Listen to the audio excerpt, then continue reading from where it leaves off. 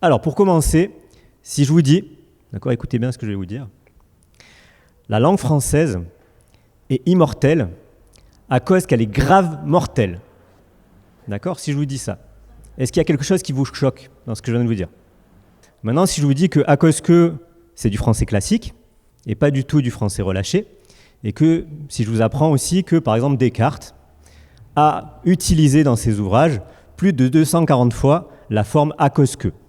D'accord? On est bien d'accord qu'il n'y a pas plus cartésien que Descartes. D'accord? Donc, à cause que, c'est du français classique. Aujourd'hui, ce serait considéré comme du français familier, mais historiquement, c'est du français classique. Si vous consultez le dictionnaire Académie française, on vous dira que c'est vieilli aujourd'hui, et pas du tout que c'est familier. D'accord? Et pour grave, peut-être qu'il vous pose problème aussi, éventuellement, si je vous dis maintenant que grave fonctionne comme fort, dans une phrase comme par exemple « je suis fort désappointé », c'est exactement le même phénomène. Si vous réfléchissez, fort c'est un adjectif, comme grave, et qui peut être employé comme un adverbe, comme grave. Et donc bizarrement, grave nous choque, fort paraît plutôt recherché dans « je suis fort désappointé ».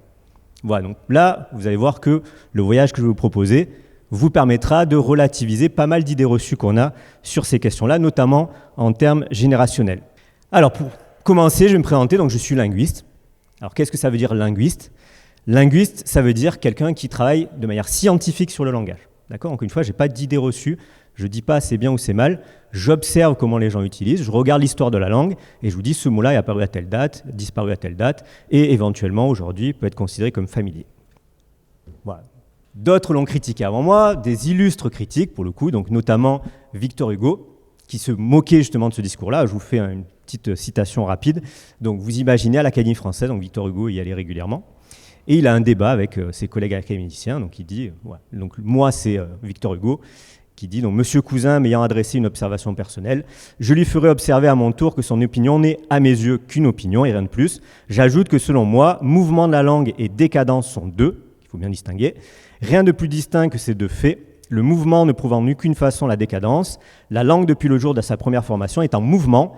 Peut-on dire qu'elle est en décadence? Le mouvement, c'est la vie, la décadence, c'est la mort. Voilà. Très bonne argumentation, de mon point de vue. L'autre qui surenchérit, la décadence de la langue française a commencé en 1789. C'est encore une fois un discours qu'on peut entendre aujourd'hui. Victor Hugo, qui avait de l'humour, à quelle heure, s'il vous plaît? Voilà. Et vous voyez, ce motif-là, encore une fois, est très ancien.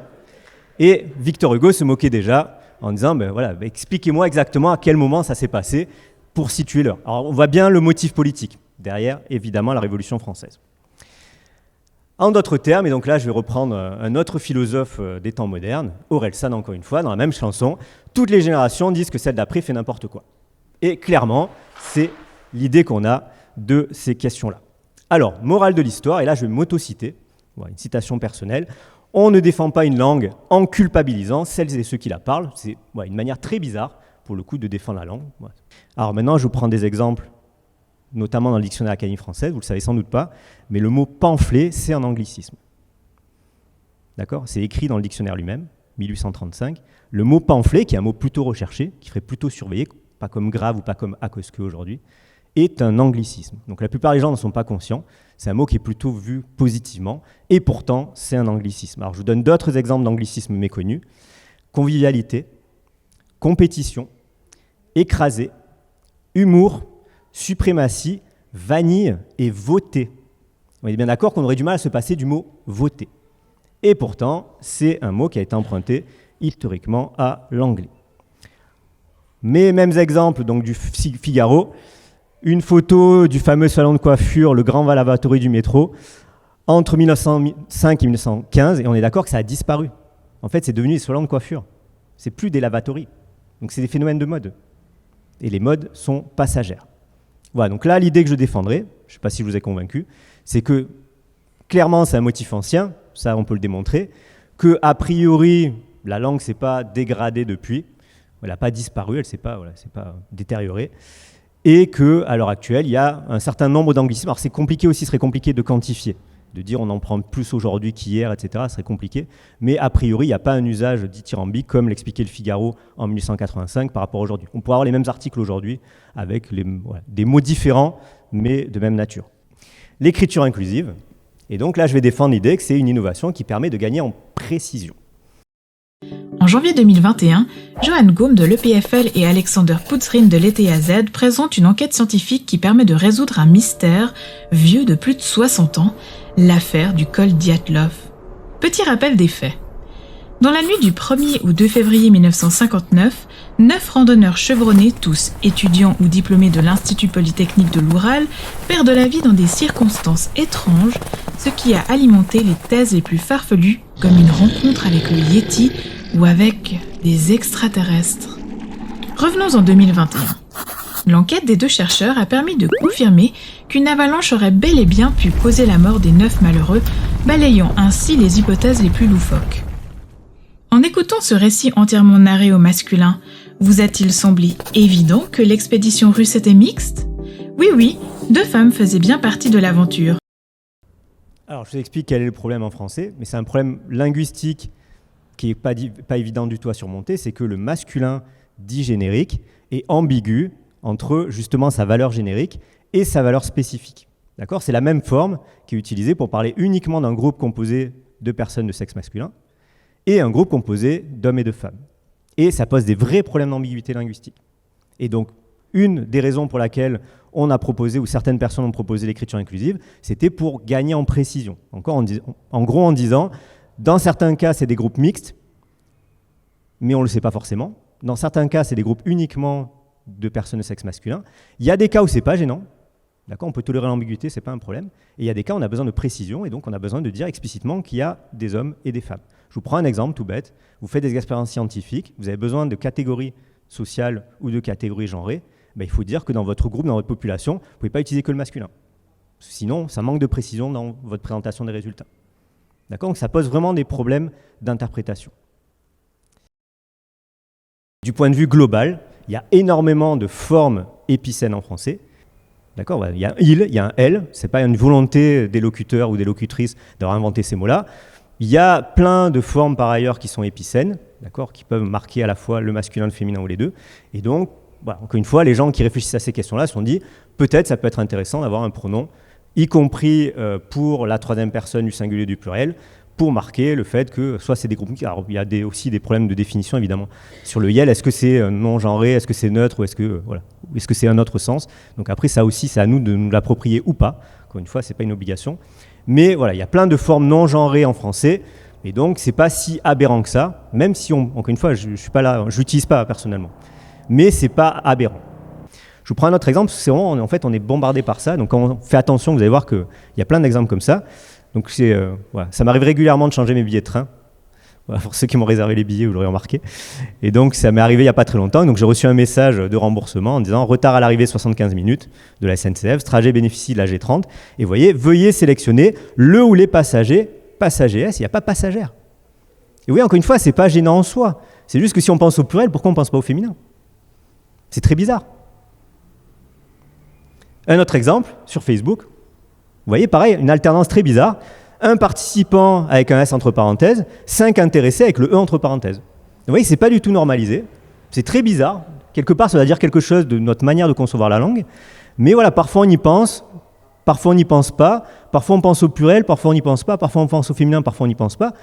Mais voilà, ça interroge en fait.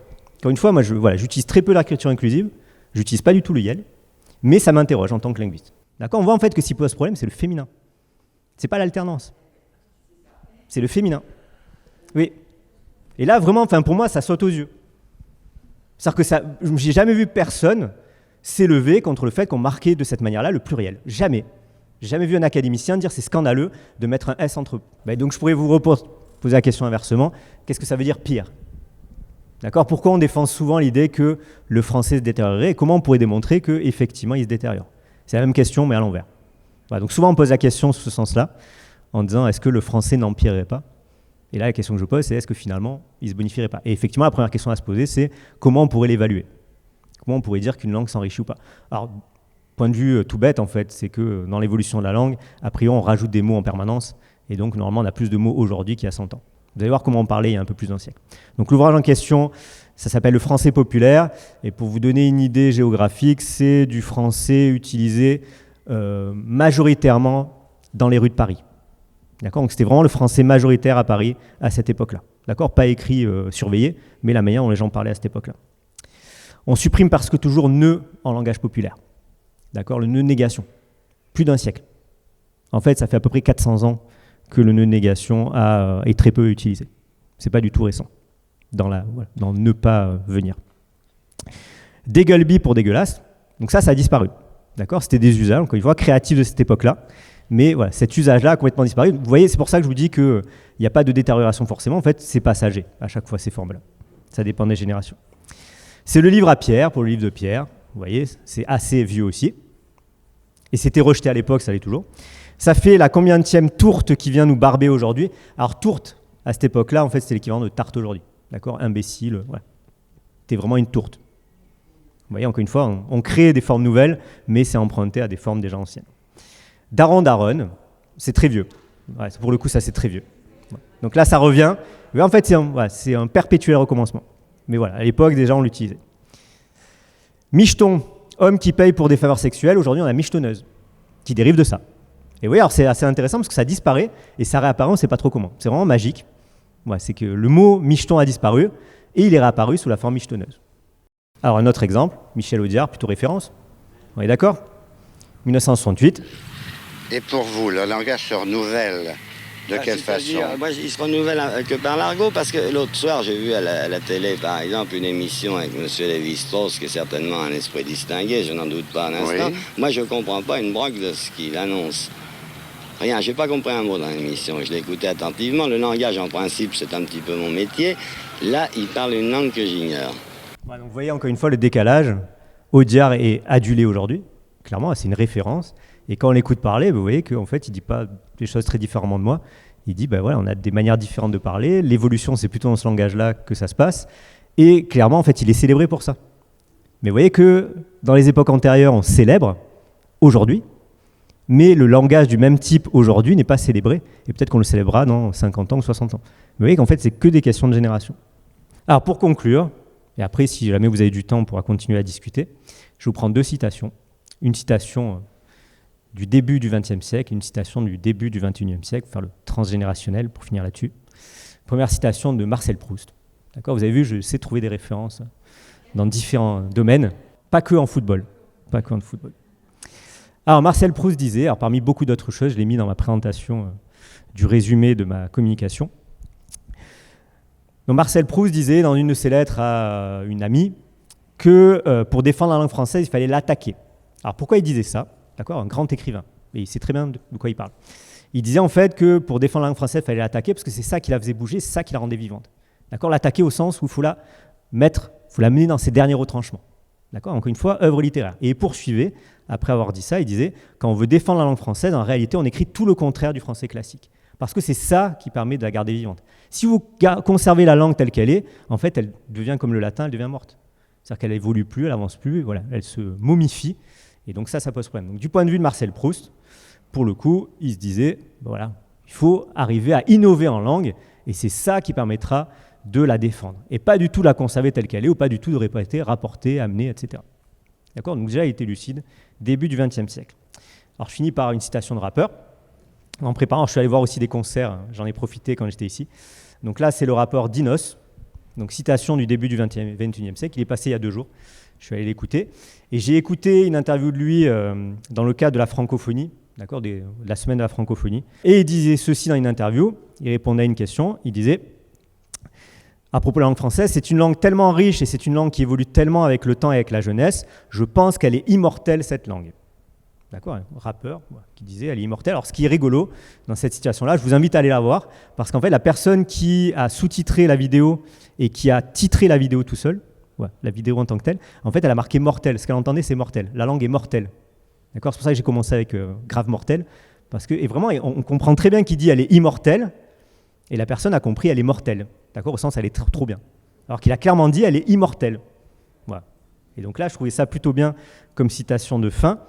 Et donc, voilà, pour reprendre mes propres mots pour le coup, dit autrement, dans notre langage, que Proust ou que le rappeur Dinos, la langue française ne s'use que quand on ne s'en sert pas. Et je pense que c'est cette idée-là qu'il faut défendre, et pas bien ou mal. Voilà. Faut utiliser français. Un chanteur qui chante en français, c'est mieux plutôt que chanter en anglais. Donc après, on peut se dire, tiens, voilà, quand il est francophone, vaut mieux qu'il défende la langue française en chantant en français que de dire tu chantes mal ou tu chantes avec des mots qui ne sont pas bien. D'accord ? Je pense vraiment qu'il faut valoriser ce côté-là de défense de la langue française. Et donc, je pense qu'il faut parler sans peur, il faut écrire sans honte, c'est très important, et il faut ébouriffer la grammaire, même quand on a un cheveu sur la langue. Et je finirai là-dessus, et maintenant on peut passer aux questions si jamais vous en avez. Merci beaucoup.